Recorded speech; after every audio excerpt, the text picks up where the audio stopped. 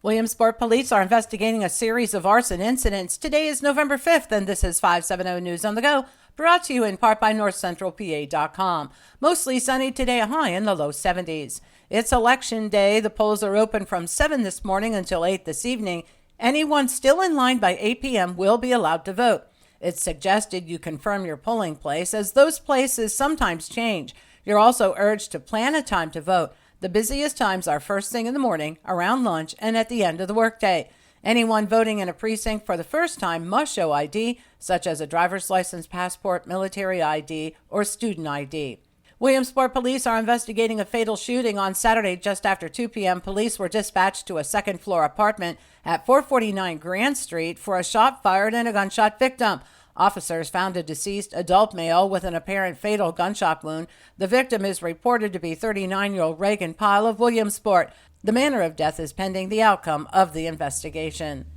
An employee at Target in Muncie died in a work-related accident late Friday night. 26-year-old Brianna Burley-Inners of South Williamsport was working off a man lift near the pharmacy, cleaning the lenses off the security cameras near the ceiling. She became pinned between the man lift and the frame to an interior door and succumbed to her injuries at the scene.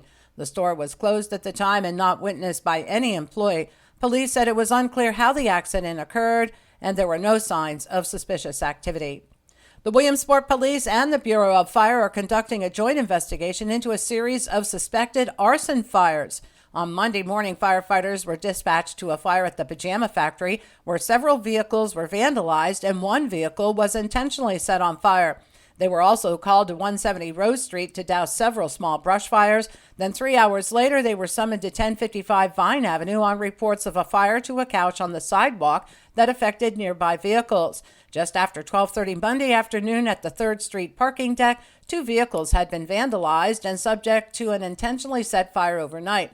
It's believed the vandalism and fire in the parking lot at the pajama factory were politically motivated. Arson charges are filed against 34-year-old Matthew Wagner of Williamsport. Lycoming Regional Police claim Wagner failed to report a fire at his cabin. He told authorities he was burning brush along the river in early September when he decided to detach the roof from the cabin and burn it. A corner of the cabin caught fire, and he attempted to douse the flames with a garden hose over 3 days. He failed to appear for his preliminary hearing, and a bench warrant has been issued. WPGM reports 2 long-standing businesses in the region will be closing. The El Rancho restaurant in Northumberland will close Christmas Eve, while Champion Shoes in Lewisburg will shut down after 83 years in business. Dozens of overseas ballot applications are being challenged in Centre County. Republican Senator Chris Dush submitted 77 unique challenges Friday. StateCollege.com reports the challenges center on what are known as federal voters who are living overseas indefinitely. Centre County is among at least 14 counties in Pennsylvania that received about 4,000 challenges. The Pennsylvania Department of State called the challenges bad faith and a coordinated effort to disenfranchise federal voters who are legally entitled to cast a ballot. And a state champion from the Warrior Run School District was escorted by fire trucks through Watsontown and Turbeville last night. Claire Dufresne was recognized for winning the Class A gold medal in cross country in Hershey on Saturday. Dufresne is a junior at Warrior Run who also plays basketball. For the latest in news and events, head on over to NorthCentralPA.com. I'm Liz Brady, and you're up to date with 570 News on the Go.